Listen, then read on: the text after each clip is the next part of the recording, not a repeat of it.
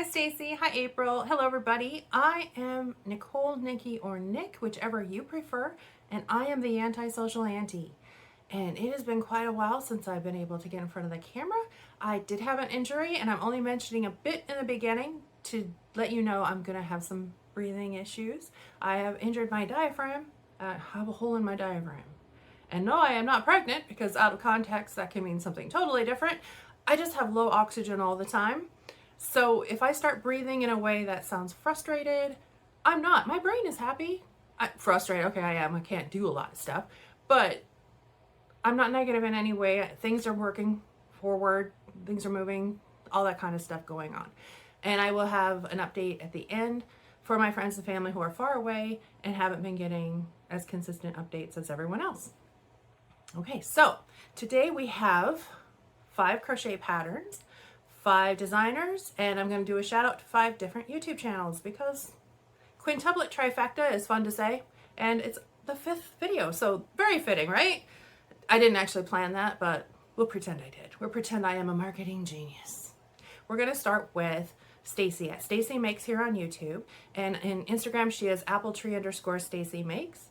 And she worked with April, whose YouTube channel is The Cozy Buckeye. They came up with a challenge where you go onto Instagram and you find 5 patterns you've never done before, and you follow the designers, you make the patterns, and then you tag the designer as well as Stacy and April, so they can go ahead and share this as well. And it is where they're not trying to get you more followers. This is just to share the love for free patterns that are actually well written. You know, because that's why you have to make it. You can't just tag a bunch of things. It's like, no, try it. See if it works. See if you like it. Let us know which ones are good. That kind of a thing. And share the love. Follow the designers. So not a marketing gimmick, just they want more patterns, I think is what it all boiled down to. Is like, we want to find all the patterns. So this is what is going on. And there's no time limit, which is why I could do this. And then you needed to challenge someone else. And that is tricky for someone who's new. So I was challenged by Robin at Knotting.Crochet. She did a very soft challenge. She challenged a couple other people. I was like, okay, Nick, if you want to do this, you know, there's no time limit. Plus, you're new. All of the patterns are new to you. You can do whatever is on there. So yeah, valid. I can do that, especially with no time limit. I could definitely do that. But to challenge somebody else was hard because I only follow people who were mentioned in other crocheters podcasts that I've been watching. But Bonnie from Strawberry Bonnie Crochet hadn't put up a video yet for this, and I just sent her an email, and even though she eventually did do a video on it, she's like, yeah, you know what? I can do 10. I'll go ahead and do another 5, no problem. So Bonnie from the Strawberry Bonnie Crochet is challenged by me, and it has already accepted the challenge. So at some point, we will go back and see her stuff. When Bonnie agreed to it, she was also running a make along for herself, and it was #FunFruitySummer make along. And well, hey, I'll just do both. And I made it's just called Pear bag charm. I think it is called I've been working with black yarn. I think it's called Apple and Pear bag charm, and it is from SeynoooDesign, SeynoooDesign. And the pattern calls for a lace weight yarn. Not happening. 0.75 millimeter hook. I own those, but yeah, it's going to be a long time before I try that. So instead I used Hobie's Rainbow Cotton in 8/8, so that's a DK yarn. This is egg yolk and then dark green for the little leaf, and a 3.5 millimeter hook. Now all the way around, the largest round is 49 stitches. So you can make with that, you know, the 49 stitches compared to other things that you have made. And Robin has done this trick where she puts up a pop can to show the size. So that is how mine turned out. Quite large for a bag charm, but I have huge bags, so it won't be that big of a deal. I normally don't use bag charms, but I might have to do this. The next one I had made is a ghost kitchen towel.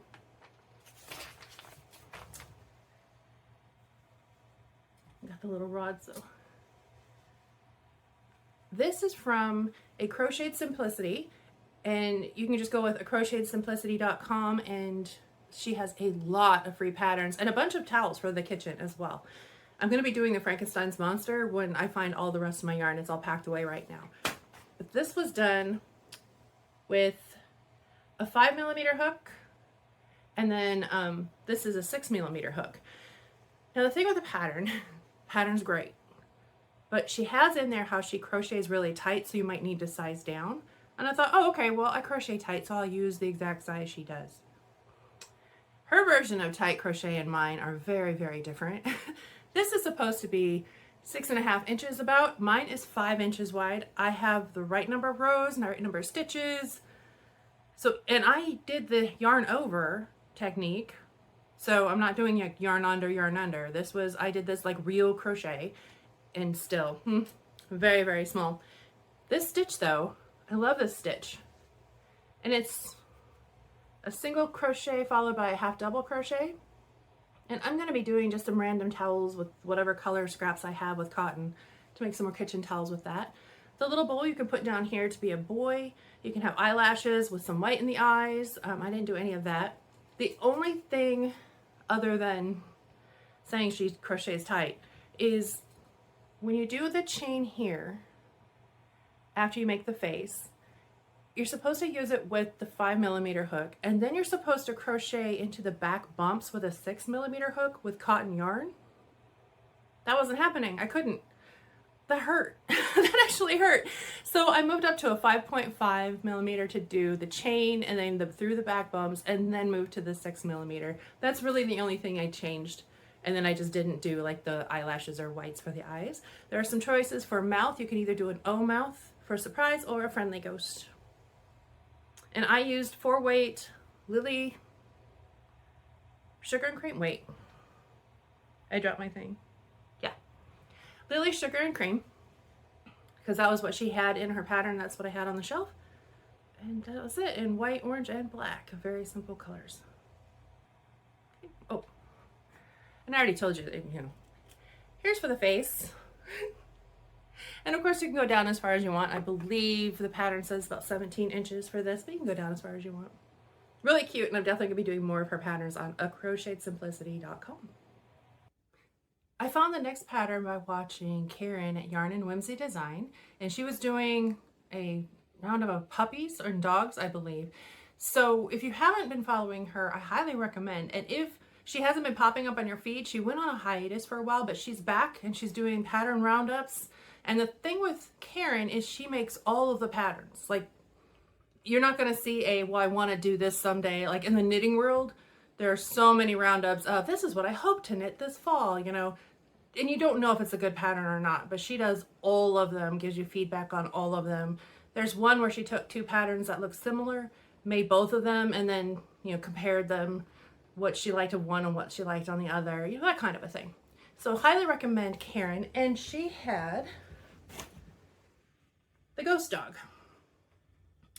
So this is a pattern by Crochet.By.Sammy, and there's Crocheted.By.Sammy. And the only sewing you need to do is to sew the bottom to the head, and everything. The only face shaping I did was with the nose, and I probably shouldn't have stuffed it as much because now Zero's got some bumps here that he normally doesn't have.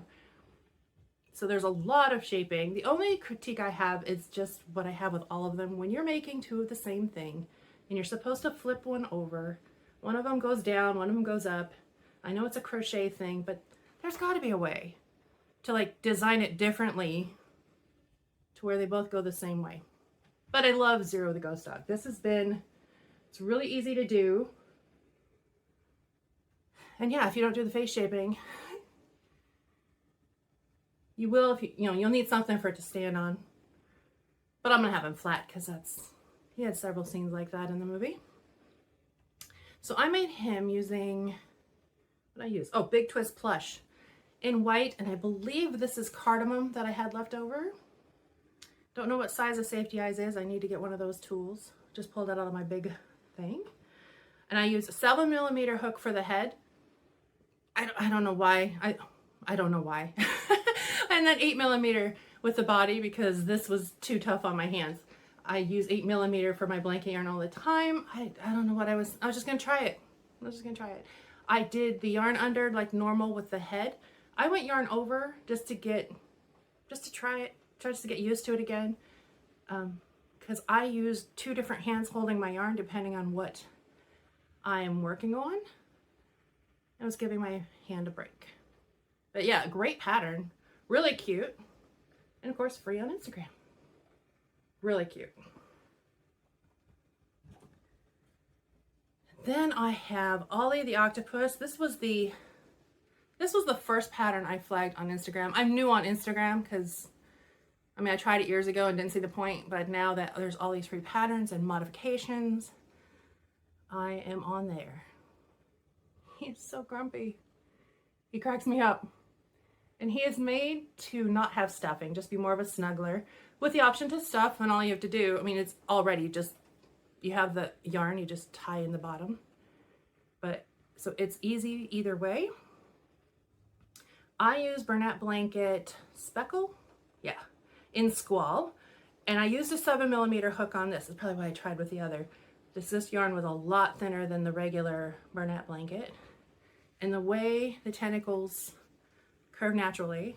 And this was KnotsByFi. I always want to say KnotsByFi, but it's Fiona is her name, so KnotsByFi. And yeah, Bernat Blanket Speckle. And I really like how these colors turned out. And then I realized as I put it down, I've already forgotten to do the can. So this is Olly. You know, I don't actually drink things out of cans, so I had a coffee for you guys. For you. You're welcome. You're welcome. And then let's go. This is what zeros. Okay, we got stuff and stuff, but not enough stuff. So changes will be happening soon. This is the Chubby Dragon, and yes, it is my first dragon I have finally made for the Nerd Room. And the Chubby Dragon is a free pattern from Carma.Crochet on Instagram. And I made him with an 8mm hook, big twist plush in electric yellow and white. And of course the changes of the rows here, so his wings are a little wonky on the back, but that's right, he's adorable. Plus he's wonky because I made him, and he's the first one I've made. And I got cocky, because I always get cocky. I know that I have trouble with the bobble stitches and I lose stitches underneath. I don't know why. I counted before, I counted during, I did not count after. So by the time I got to where I was doing decreases, I had already lost 5 stitches. It's okay though. He's very, very cute. The pattern is great, and it is where, you know, very well done with lots of pictures telling you how many rows to put between everything, and it is fantastic. So highly recommend this one. And I have my first dragon for the Nerd Room. His name is Wilson, not Wilson, but Wilson, because he is definitely a tennis ball. And of course, I think I forgot to show the size of Wilson. So because I messed it up, I decided to try it again. And so I made pin. And I will do the size comparison before I forget.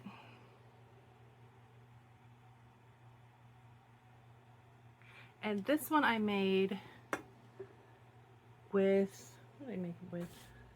Oh, the Lion Brand Kobu, which is 51% cotton and 49% rayon from bamboo.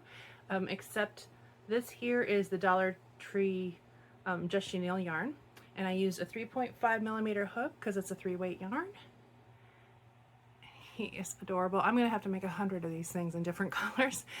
So I did, because this curves so much, his one bobble leg is a little off. So it kind of looks like he's going, what's over there? You know, kind of a thing. But I love him. I love him. He's great.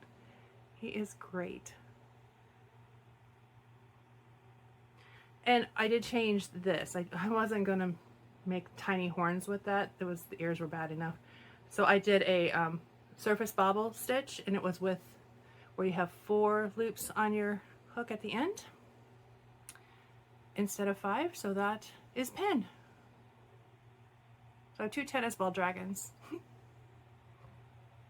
Okay, and that is everything that I have. 5 patterns, 5 designers, 5 YouTube channels, and yeah, that's it. So if you are not going to stick around for any health updates, that's totally fine. And just thank you for coming, and I really appreciate you, and I'll see you again. And for friends and family, everything's going great. We're moving forward. I have had, actually I'm going to step back and tell you a little story. So this is going to take a minute, but we can all commiserate about the healthcare system. Specifically, where I'm at, one of the hospitals near here doesn't have a good reputation, but I wasn't going there. That was not happening. I had to get the referral, so I couldn't get into a doctor for months. They recommended walk-in clinic. Fine. So I went in there. I want to go to Swedish to have the surgery done. I just need a referral. That's it. Here's all the tests from last year, and here's what happened. Here's how I injured myself, got it worse. I know this is what's going on. Okay, I used to work for Swedish. I'll send it right over there. Fantastic. A couple of days later, I called and they still hadn't had it. And they said, well, you know, sometimes the systems don't connect, so here's the fax number and, you know, all this information. Don't send it to this place, send it to this place. You know, that, great. The people at Swedish were awesome. I sent an email, I sent a voicemail, still nothing. Every week, an email and a voicemail. Now, I sent a voicemail to that clinic for something else, and they called me back that day. But for some reason, this wasn't being taken care of. And I had been, because I quit work, I ended all of my contracts at the end of July, because I have my own business. For those of you who didn't know me that well, I had my own small business for 5 years. So I'm like, you know, I can't do the physical labor anymore. I'm going to take 6 months off, get this fixed, and start over.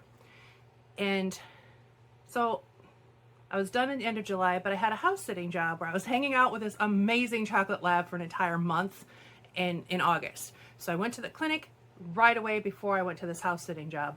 The last day of the house sitting job, I called them and I just kept pushing numbers until I got somebody, and they had an attitude when they picked up. And I said, okay, just to let you know, I'm going to forgive you for that, because this is not me. No one is answering the emails or the voicemails. All I need is a referral. I just need a piece of paper to be sent. That's it. And I can't work. So the longer you guys are taking on this and ignoring this, the longer I can't work. No. And when I explained that, and then I told her, I'm done with all my responsibilities, and since I can't work, I'm coming tomorrow, and I'm going to stay all day. I'm bringing my knitting bag, and I will come the next day, and the next day. And she's like, hold please. Very different tone of voice. It's funny, you don't have to threaten to sue or anything like that. Just be like, oh yeah, I have nothing else to do, and I'm bringing my knitting. I will be there all day long. And so she came back with, your provider has your paperwork. I'm like, which provider? And she told me it was the other hospital. And I went, no. I panicked. I didn't yell.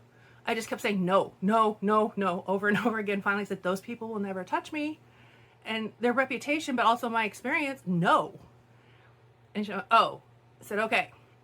But thank you, because now I know where to go and who to talk to. And I will be standing outside their office at 8 o'clock in the morning. So at 6:30 the next morning, I got an email saying that the referral had gone through to Swedish. That's all you have to do, people. clear a week and just be like, I'm coming every day, and they might actually move it. I even got a phone call later that day apologizing. She wouldn't say what happened, and I don't know if it's because she was the one that was sitting on it, or if it was one of those things that happen all the time in corporate America where the person who sat on it made their assistant call, and because they're not going to listen to it. Either way, it went through. Called them, but that was a month. That was like 6 weeks to get that referral through. So called Swedish, make sure everything was going okay. Yep, we got it. A couple days later, called them again and said, okay, did they tell you all the information, or was it just, you know, look at her or something? Like, oh no, we got where your tests were done and everything. Okay, great. And it took another month for them to call to get, actually I had to call them too, But they at least explained it. They explained everything that was happening. We had a change of employment, but you've been authorized. It's okay. We just haven't gotten to you because they had to do training and everything, but you were on the list, but we'll take care of it right now. You called us. Let's do this. So here's the side thing. When I called and they had my, when they got my referral, I said, okay, so, you know, what do I do now? And they said, oh, it was given to this one doctor. I said, I don't know that name, because I looked it up online and I was doing research. That name didn't pull up for thoracic surgeon. So no, I don't know that person. I haven't had a chance to. Can you send it to this other person? That's a name I know. Sure. So they did. My mistake was that I only researched negative. I only went all the doctors' names, all the schools they went to, all of those with controversy, lawsuits, you know, all that kind of stuff. I didn't just Google the names. And I accidentally requested the director of medical research, because on the page he's just labeled as a thoracic surgeon. But I didn't know any of this, because I know I have expensive taste. It's just once I see the price tag, I'm like, no. I mean, I have great taste, but no, I'm not spending that. So the fact that he even took my file for a hiatal hernia is just confusing. But you know what? I'll take it. I mean, I know I'm in good hands. But I didn't know that until when they were making the appointment. I said, I know he's busy because he's well rated and all that. She said, well, he is a director of medicine. I'm sorry, what? Oh my gosh. So as she's talking to me, I've got my tablet up and I'm just looking at his name. He was in Seattle Magazine's top 25 doctors of Seattle. I was like, yeah, I'm bougie apparently, even with doctors. But he took it. He yeah. And last week we had our consultation, and because he's a director, I got in on kind of a training situation, which I've never experienced. Usually you do an intake and then the nurse practitioner or whoever then leaves and then the doctor comes in. But this was a video call. So the person who was doing the intake, they started asking questions. I'm like, he sounds more like a doctor than a nurse practitioner, or, you know, but then I'm like, you know what? Swedish might do it different. It's the medical research. I don't know, you know, brand new to Swedish. Then the director, I'm just going to call him that instead of surgeon. The director came on and he asked the other gentleman, you know, so let me know what information you got. So I got to watch all of that, and lots of long words that I'm like, okay, whatever. Most of it I understood. And then he goes, okay, so what test would you recommend to Nicole and why? I was like, oh, okay. So the gentleman was explaining the test, and then he got a little nervous. I was like, well, I wouldn't recommend this one because she isn't having the symptoms. And he very gently and warmly said, remember what I said in clinical. And then her body might not respond properly or the typical way. She might be having these things, but she just doesn't know it because other pain is blocking it or whatever. So I love this guy. He was because there was so much care and warmth, but I'm sitting there going, wow, I am witnessing a training situation. And in medicine, I would never be involved in that before. So that was really interesting, but also, you know, I really chose well accidentally. He's great. He's fantastic. And then he let me know that most of the times the GIs will do this test to the test at the same time, but I don't want to do that. I always prefer to do them separately because one can affect the other. I'm like, well, that makes sense. You know, have you ever done that where you get a recipe and you change like 4 things and it really goes bad, but you're not 100% sure why, which recipe part you messed up? Yeah, all the time. I do that all the time. So I get it. One thing can affect another. Okay, fine. And I told him that. I said, no, I'm all about science. You can do whatever test you want. I just want this fixed because my energy's down. Everything's going bad. I'm exhausted all the time. And so yeah, that's fine. And I did get a smile from that. It's like, nope, I'm all about science. Test away. So that was good. Then that was last week. And just yesterday, this is Thursday, November something. And he, or his scheduler had called and said, there was a cancellation. We can do it Friday. As in tomorrow. I was like, oh, yes, because the next one would be in January. So I'm like, yeah, you know what? My people will grab it. I can cancel it in a minute if I find out they can't come because this is the one where I get knocked out. And everyone rallied around. We got it. So tomorrow morning I will be medicated and very happy. And The biggest one is done. The other two, I just go in and, you know, x-ray. One's an x-ray, one's like something else. I don't remember. Manometry. Yeah, it's like the Manamana song. A manometry. That comes December 1st. And then the Bear and Swallow, I already have it set up for his consultation, looking at all the results in January. So yeah, finally, it went from nothing and nothing and nothing to boom, everything, and can you be here in 2 days? Yeah, okay, great.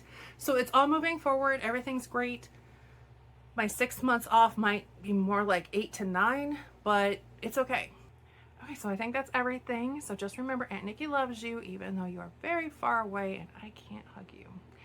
And you take care and sleep sweet, and I will see you again soon. Bye.